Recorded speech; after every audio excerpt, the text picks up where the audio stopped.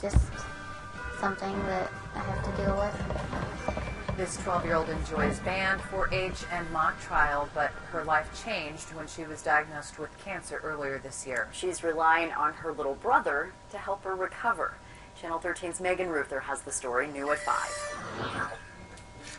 This is where Megan Ford spends every Friday morning. I'm getting IV fluids, and in a little bit I'm going to get chemo. The middle school student started coming to Blank Children's Blood Infusion Center in February after she just wasn't feeling like herself. I hadn't been feeling really well, and I had this rash on my arm, and so when we went into the doctors, they did blood work because they thought I had mono. Everything just kind of led to you take your kid in for a mono test and you wind up on the oncology clinic. They did some blood work and they found out that I have T-cell ALL, which is leukemia. The family soon learned she has a rare subclass of T-cell ALL, making it harder to treat and more likely to come back. So to try to prevent that from happening, you do a bone marrow transplant in the beginning instead of waiting for it to come back and then doing it. Next month, the family will go to Minnesota for a bone marrow transplant that will involve Megan and her brother. I was like, wow.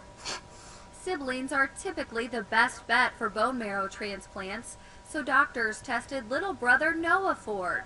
The 9-year-old ended up being a perfect match. I'm sort of nervous and sort of anxious about it. They're going to put me to sleep, then they're going to take the bone marrow out of my waist, and then I'm going to wake up and my waist is just going to be a little sore. The bone marrow will then be processed, put in a bag, and given to Megan through an IV, like a blood transfusion. He won't let me forget it. He's already holding it over my head. She asked me to do something. I'm like, well, I'm giving you bone marrow, so I don't need to do anything for you. The goal is for Megan to get rid of the cancer for good and get back to their typical relationship. He annoys me, I annoy him.